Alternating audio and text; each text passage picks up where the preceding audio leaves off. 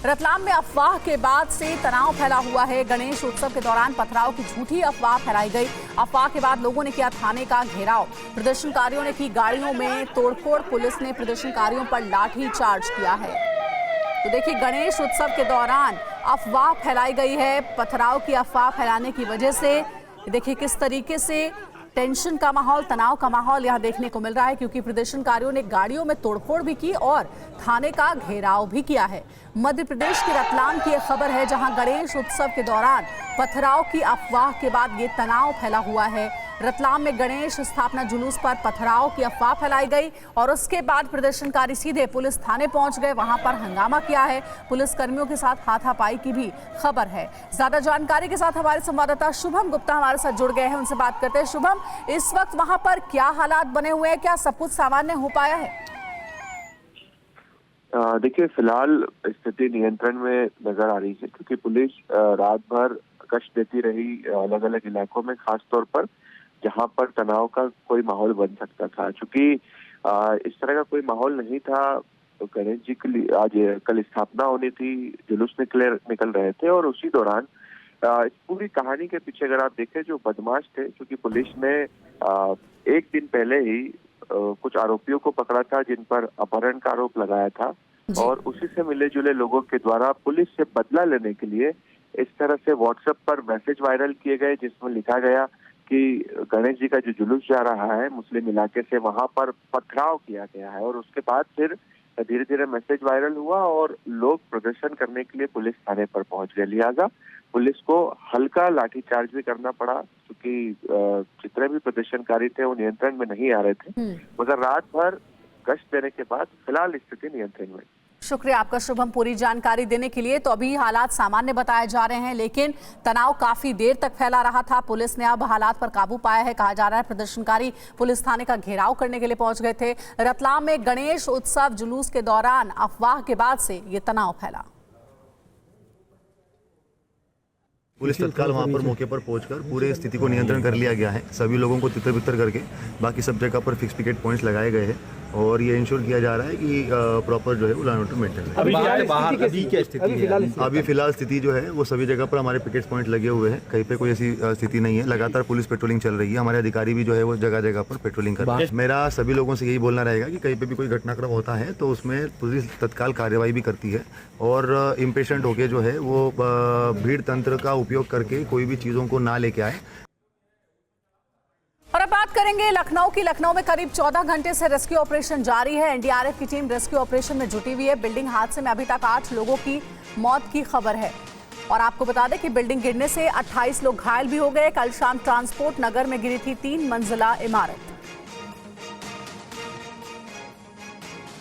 तो बिल्डिंग गिरने से दबे हैं कई लोग, मलबे में दबे हुए हैं। 8 लोगों की मौत के बारे में जानकारी अभी तक मिली। 28 लोग घायल बताए जा रहे हैं। लखनऊ के ट्रांसपोर्ट नगर की पूरी घटना है, जहां बिल्डिंग गिर गई। इमारत ढहने की वजह से कई लोग मलबे में दबे हुए हैं।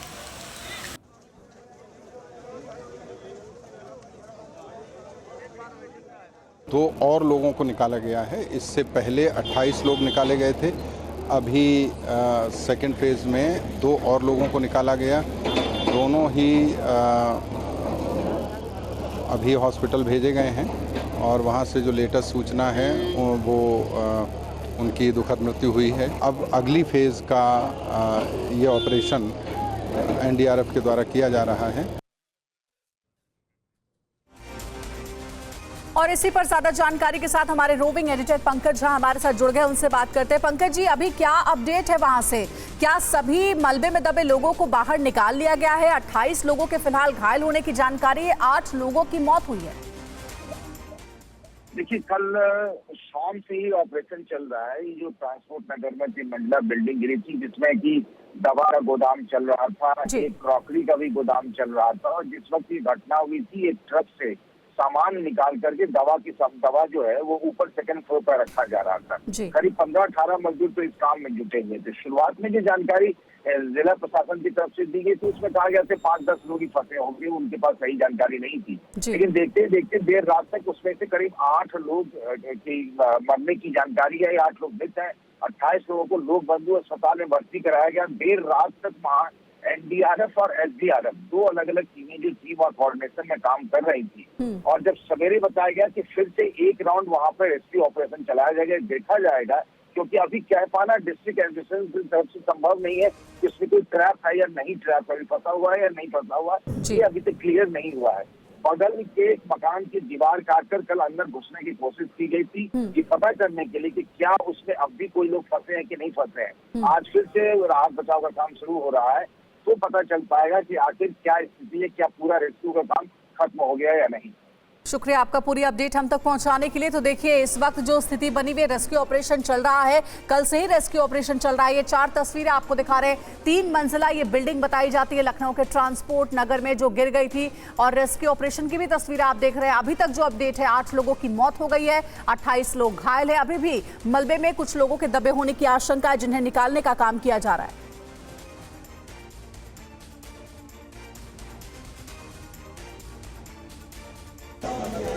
लखनऊ के ट्रांसपोर्ट नगर में शनिवार शाम 3 मंजिला इमारत गिरने से हादसा हो गया। इस हादसे में कई लोगों की मौत हो गई, जबकि कई लोग घायल हैं, जिनका अस्पताल में इलाज जारी है। मलबे में अभी भी कुछ लोगों के दबे होने की आशंका है। ऐसे में घटनास्थल पर लगातार रेस्क्यू ऑपरेशन जारी है। एनडीआरएफ की टीमें रेस्क्यू में जुटी हैं। एनडीआरएफ के इंस्पेक्टर ने बताया कि रात होने की वजह से रेस्क्यू का काम थोड़ा धीमा हो गया था। सुबह होते ही रेस्क्यू के काम में फिर से तेजी आ गई है। और अब बात करते हैं प्रयागराज की। बीती रात प्रयागराज स्टेशन पर आग लग गई। आग स्टेशन के पावर कैबिन बॉक्स में लगी थी। शॉर्ट सर्किट की वजह से आग लगने की आशंका है।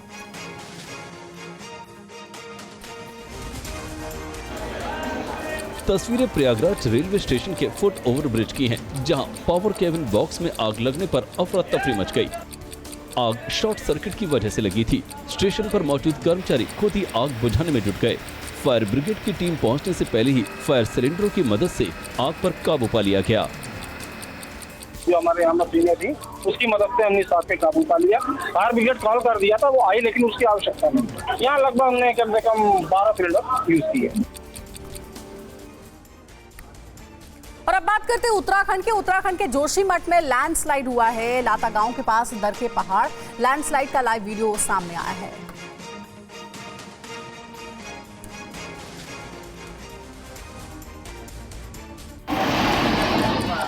जोशीमठ के मलारी नीति नेशनल हाईवे पर लैंडस्लाइड के चलते रास्ता बंद है। रास्ता खोलने में प्रशासन की टीम जुटी हुई है। इसी दौरान एक बार फिर लैंडस्लाइड हो गया। लैंडस्लाइड का ये नया वीडियो नीति मलारी हाईवे पर लाता गांव का है, जहां लैंडस्लाइड के वक्त प्रशासन की टीम भी मौके पर ही मौजूद थी। लैंडस्लाइड वाली जगह से कुछ दूरी पर मौजूद क्रेन को देखा जा सकता है। लैंडस्लाइड के वक्त मौके पर मौजूद लोगों ने दरकते पहाड़ों का वीडियो बनाकर सोशल मीडिया पर शेयर किया। वहीं भारत ही नहीं बल्कि दुनिया के दूसरे देशों में भी बाढ़ बारिश तूफान का कहर बचा हुआ। बात कर रहे हैं वियतनाम की। वियतनाम में यागी तूफान ने तबाही मचाई है। 4 लोगों की मौत हो गई, 78 लोग घायल हैं। कई इलाकों में बिजली सप्लाई ठप पड़ी है। खौफजदा कर देने वाली ये तस्वीरें वियतनाम के हाईफोंग इलाके की हैं, जहां यागी तूफान ने ऐसी तबाही मचाई जिसकी कल्पना करना भी मुश्किल था। वियतनाम मौसम विज्ञान ने इसे एक दशक का सबसे शक्तिशाली तूफान बताया है। यागी तूफान दक्षिण चीन के द्वीपीय प्रांत हैनान तट से टकराने के बाद वियतनाम पहुंचा। इस दौरान 150 किलोमीटर प्रति घंटा की रफ्तार से चल रही हवाएं कोहराम मचाती रही। तूफान की वजह से क्वांगनी और थाई भिल प्रांतों के बड़े हिस्से में बिजली सप्लाई गुल हो गई। प्रशासन राहत बचाव कार्य में जुटा है। और अब बात राजस्थान के अजमेर की करेंगे। राजस्थान के अजमेर में ढह गया मकान। तेज बारिश से मकान में आई दरार। घर से जान बचाकर बाहर भागा परिवार।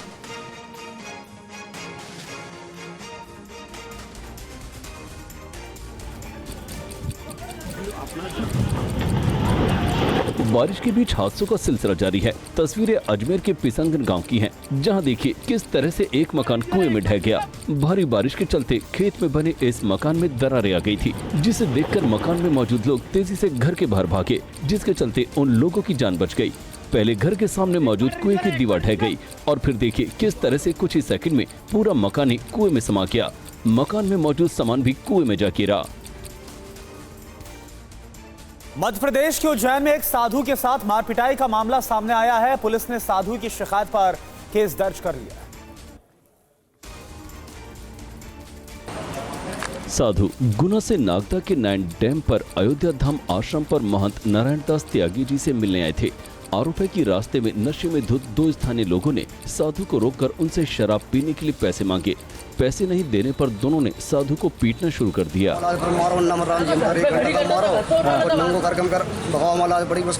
बचा के आए, हमारा जान से मारे की धमकी दे रहे थे का। हम द्वारकाधीश से आ रहे थे भगवान। पैदल आ रहे थे आप? हाँ, मालूम गाड़ी से उतर के मालूम पैदल आ रहे थे। और अब बात करते हैं लखीमपुर खीरी की। लखीमपुर खीरी में फिर दिखा है बाघ। गन्ने के खेत में देखा गया बाघ। 10 दिनों से बाघ की तलाश जारी है।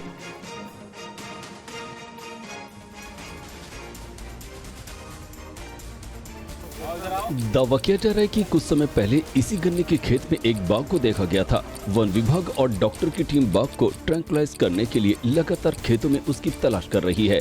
इस बीच लखीमपुर खीरी में जगह जगह जाकर लाउड स्पीकर के जरिए लोगों से अपील की जा रही है कि वो अकेले घर से बाहर न जाएं। सभी लोग सतर्क रहें। खेती किसानी के कार्यों के लिए खेतों में समूहों में जाएं।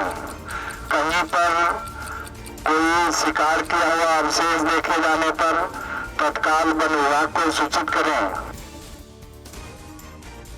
और अब बात करते हैं भेड़ियों की दहशत की। बहराइच के बाद अब बरेली में भी भेड़ियों की दहशत है। भेड़ियों के हमले में 4 लोग घायल हो गए हैं।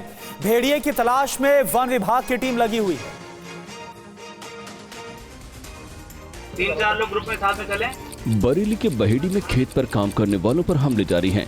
इस पर गांव की पहरेदारी कर रहे ग्रामीण पर भेड़ी ने हमला किया है। भैया तो इनके डट गया इनको काटने के लिए। तब भागते हुए मैं आया, तब उसने क्या ना मुझ पे हमला कर दिया। पहले मेरे यहाँ मुँह मारा है, उसके बाद फिर मेरे अंगूठे में। वन विभाग का कहना है कि अभी तक जानवर की पहचान नहीं हो पाई है। गांव में जगह जगह पिंजरे लगा दिए गए हैं। लोगों से अपील की जा रही है कि वो रात के समय घर से बाहर न जाएं। और इधर बहराइच में फिर से भेड़िया दिखाई दिया है। कोटिया गांव में दिखा भेड़िया। ड्रोन से भेड़िए की तलाश जारी है।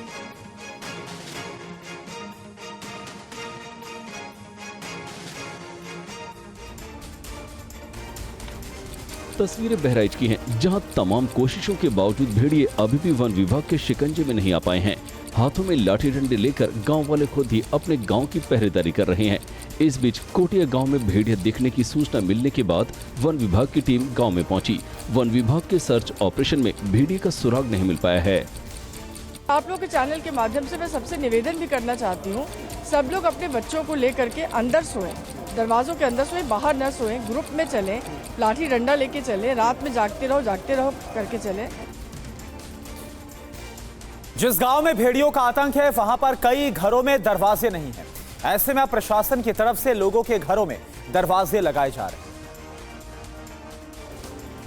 इस घर में भी कोई दरवाजा नहीं था, लेकिन अब सरकार की तरफ से ये दरवाजा यहाँ पर लगाया गया है। ये इस तरीके से बंद रहेगा और रात में दिन में भी ये पूरा दरवाज़ा बंद किया जाएगा ताकि जो बच्चे हैं वो आराम से सो सके। आपको घर की कंडीशन दिखाते हैं। घर में जितने भी ये कमरे बने हुए हैं इनमें से किसी में भी दरवाज़ा नहीं था और ऐसे में खुला घर पा करके ये भेड़िया जो है वो अंदर की तरफ घुसता था और इसीलिए अब सरकार घरों में दरवाजे लगा रही है। 21 घरों में दरवाजे लगा चुकी है।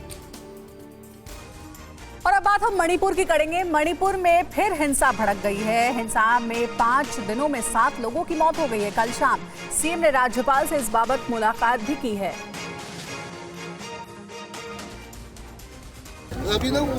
राज्यपाल से मुलाकात से पहले सीएम ने विधायकों और मंत्रियों के साथ बैठक की। मणिपुर के जिरीबाम जिले शनिवार को गोलीबारी में 5 लोगों की जान चली गई थी। इससे पहले शुक्रवार को बिष्णुपुर जिले में संदिग्ध उग्रवादियों ने 2 रॉकेट दागे, जिससे एक शख्स की मौत हो गई और 5 लोग घायल हो गए थे। Our state police is analyzing the recent attacks that which has took place through drones and through long-range rockets. We are in the process of purchasing anti-drone system and also anti-drone guns. और अब बात करते हैं हरियाणा की। अहम खबर है, कांग्रेस आम आदमी पार्टी गठबंधन को लेकर जल्द फैसला संभव है। ये सोर्सेस से खबर आ रही है 1-2 दिन में गठबंधन पर फैसला आने की उम्मीद भी है।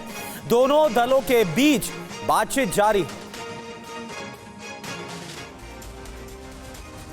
हरियाणा में कांग्रेस और आम आदमी पार्टी के बीच गठबंधन में सीट शेयरिंग सबसे बड़ा मुद्दा है। लगातार हो रही बातचीत के बाद भी इसका कोई हल नहीं निकल पाया है। शनिवार को राघव चड्ढा से मुलाकात के बाद दीपक बाबरिया ने कहा कि 1-2 दिन में सब कुछ फाइनल हो जाएगा। दरअसल आम आदमी पार्टी ने कांग्रेस से 10 सीटों की मांग की है, जबकि कांग्रेस ने आप को 5 सीटें ऑफर की हैं। खबर है कि कांग्रेस ने जिन 71 सीटों पर नाम तय कर लिए हैं, उनमें से 4 सीटें ऐसी हैं जो आप मांग रही है। ऐसे में कांग्रेस के अंदर इस पर मंथन जारी है। और अहम खबर है, इधर आम आदमी पार्टी कांग्रेस गठबंधन पर सोमनाथ भारती ने सवाल उठा दिए हैं। हरियाणा में गठबंधन से पहले दिल्ली के हाल देखें।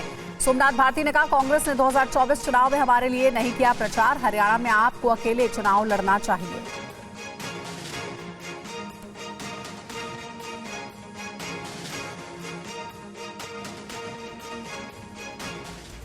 और अब बात करेंगे मध्य प्रदेश की। मध्य प्रदेश बीजेपी अध्यक्ष वीडी शर्मा पर दिग्विजय सिंह ने एक आपत्तिजनक बयान से दोनों के बीच जुबानी जंग शुरू हो गई है। मध्य प्रदेश के पूर्व सीएम दिग्विजय सिंह और मध्य प्रदेश बीजेपी के अध्यक्ष वीडी शर्मा के बीच जुबानी जंग जारी है। दिग्विजय सिंह ने वीडी शर्मा के खिलाफ आपत्तिजनक शब्दों का प्रयोग करते हुए छतरपुर की घटना को लेकर बीजेपी और आरएसएस को घेरा। दिग्विजय सिंह के बयान पर वीडी शर्मा ने भी पलटवार किया। वीडी शर्मा ने कहा कि वो दिग्विजय सिंह का सम्मान करते हैं, वो इतने वरिष्ठ नेता हैं और एमपी के पूर्व सीएम हैं। उनका इस तरह की टिप्पणी करना शोभा नहीं देता। ये उनकी वरिष्ठता और जिस स्थान पर वो रहे हैं, इस प्रकार के शब्दों का उपयोग करना ठीक नहीं है। विनेश फोगाट के चुनाव लड़ने के बीच बृजभूषण शरण सिंह ने कहा है कि ओलंपिक जाने के लिए विनेश ने चीटिंग की, इसलिए वो फाइनल में बाहर हो गई।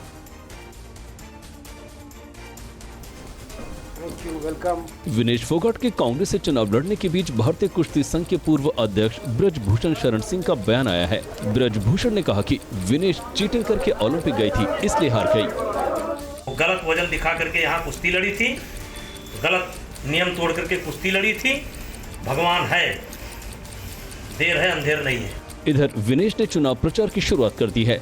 आज जुलाना के खेड़ा बख्ता गाँव जाएंगी, जहाँ उनका सम्मान किया जाएगा।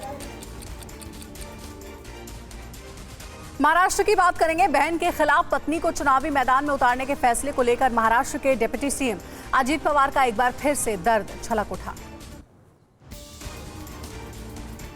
महाराष्ट्र के डिप्टी सीएम अजीत पवार गढ़चिरौली में एक रैली को संबोधित कर रहे थे। इस दौरान फिर से उनका पुराना दर्द छलक उठा। अजीत पवार ने कहा कि मुझे पता है कि समाज ऐसे व्यक्ति को पसंद नहीं करता जो अपना परिवार तोड़े। मुझे अपनी गलती का एहसास है। जाहिर है अजीत पवार का इशारा बारामती से बहन सुप्रिया सुले के खिलाफ पत्नी को चुनाव मैदान में उतारने के अपने फैसले की तरफ था। लेकिन ये पहली बार नहीं है, इससे पहले भी अजीत पवार अपने फैसले को गलत बता चुके हैं। और अब बात करते हैं दुनिया में बढ़ती भारत की धाक की। एनएसए अजीत डोभाल रूस दौरे पर जाएंगे। पीएम मोदी एनएसए अजीत डोभाल को रूस भेजेंगे, ये सोर्सेस से जानकारी है। रूस यूक्रेन संघर्ष को लेकर बात करेंगे डोभाल, ये खबर आ रही है। पीएम मोदी की हाल ही में पुतिन से बात हुई थी। पीएम मोदी ने कहा था एनएसए को रूस भेजेंगे। जंग के बीच एनएसए अजीत डोभाल रूस के दौरे पर जाने वाले हैं। अजीत डोभाल का ये दौरा रूस यूक्रेन के बीच शांति के लिए होगा। इस दौरान अजीत डोभाल पुतिन से भी मिल सकते हैं। जब पीएम मोदी ने रूस के राष्ट्रपति से फोन पर बात की थी, उसी दौरान पीएम मोदी ने एनएसए को रूस दौरे पर भेजने की बात कही थी। इन सब के बीच यूक्रेन के राष्ट्रपति ज़ेलेंस्की से मुलाकात के बाद इटली की प्रधानमंत्री जॉर्जिया मेलोनी ने भी कहा कि भारत वो देश है जो रूस और यूक्रेन के बीच शांति स्थापित करने में भूमिका निभा सकता है। और अब बात करते हैं पड़ोसी देश बांग्लादेश की। भारत से बात करना चाहता है बांग्लादेश। पीएम मोदी के साथ बैठक के लिए बांग्लादेश का अनुरोध। यूएनजीए में पीएम मोदी से मिलना चाहते हैं यूनुस। भारत सरकार ने अभी नहीं दिया है कोई जवाब।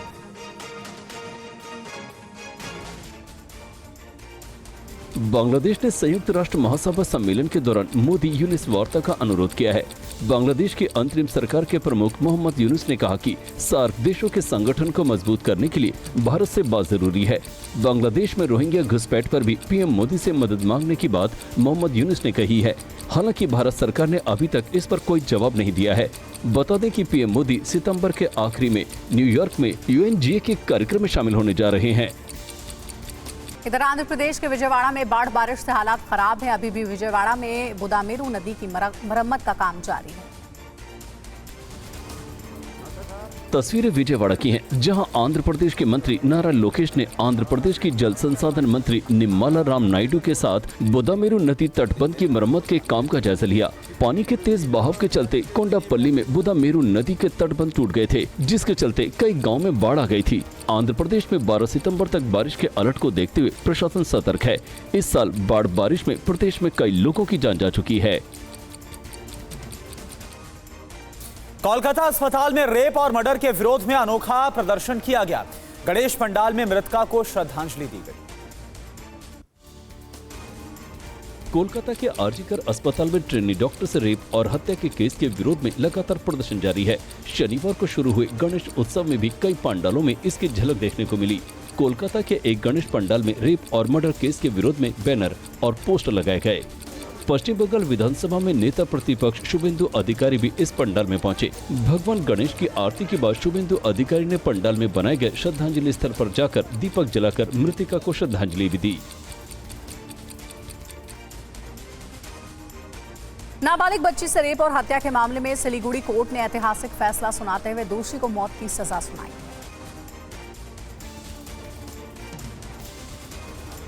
नाबालिग बच्ची के साथ रेप और हत्या मामले में सिलीगुड़ी कोर्ट ने शनिवार को बड़ा फैसला सुनाया है। कोर्ट ने दोषी एमडी अब्बास को मौत की सजा सुनाई है। फैसले के बाद कोर्ट के बाहर लोगों ने जमकर जश्न मनाया। लोगों ने दोषी को फांसी की सजा सुनाने को कोर्ट के फैसले का गर्मजोशी से स्वागत किया। इस फैसले पर खुशी जताते हुए कई लोग कोर्ट के बाहर बैनर, पोस्टर लेकर भी नजर आए। इस फैसले के चलते कोर्ट के बाहर काफी गहमागहमी भी नजर आई। नई दिल्ली रेलवे स्टेशन पर रेड के दौरान आरपीएफ ने एक ट्रेन से 4 करोड़ रुपए कैश और 365 किलो चांदी बरामद की। हरियाणा और जम्मू कश्मीर में विधानसभा चुनाव को लेकर सुरक्षा एजेंसियां लगातार चेकिंग अभियान चला रही हैं। वहीं आरपीएफ ने इनपुट के आधार पर नई दिल्ली रेलवे स्टेशन से कैश और ज्वेलरी से भरे 24 बैग बरामद किए। आरपीएफ ने बैग से 498 ग्राम सोना बरामद किया, जिसकी कीमत 36,70,000 के आसपास है। वहीं 365 किलो चांदी, जिसकी बाजार कीमत लगभग 2 करोड़ 79 लाख के आसपास है। इसके अलावा रेलवे फोर्स ने 85 लाख का कैश भी बरामद किया है। कुल मिलाकर 4 करोड़ 2 लाख की ज्वेलरी और कैश बरामद किया गया है। देश भर में गणेश चतुर्थी का उत्सव मनाया जा रहा है। कहीं चूड़ियों से भगवान गणेश की प्रतिमा बनाई गई है तो कहीं 32 फीट ऊंची प्रतिमा स्थापित की गई है। तस्वीरें तमिलनाडु के डिंडीगुल की हैं, जहां महासंघधारा चतुर्थी विनेगर मंदिर में 32 फुट ऊंची गणेश प्रतिमा स्थापित की गई है। इसके साथ ही मंदिर में 108 गणेश प्रतिमाएं भी स्थापित की गई हैं।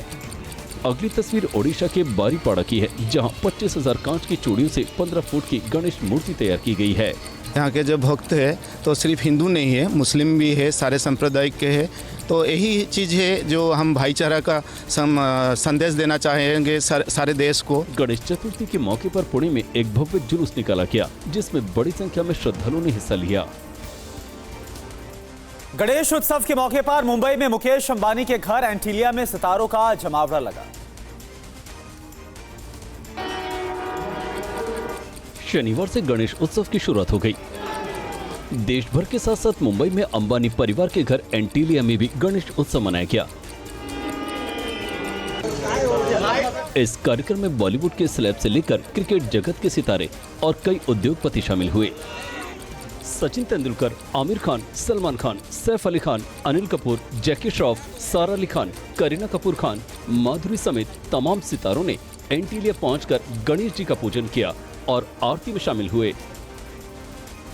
यूपी के मुरादाबाद में अवैध हथियार फैक्ट्री का भंडाफोड़ हुआ है। पुलिस ने कई लोगों को गिरफ्तार किया है। तो यूपी के मुरादाबाद से खबर, जहां पर अवैध हथियार फैक्ट्री चलाई जा रही थी। ये देखिए तस्वीर आपको हम दिखा रहे हैं और यहां पर इस फैक्ट्री का भंडाफोड़ किया गया है। पुलिस ने इस मामले में कई लोगों को गिरफ्तार भी किया है।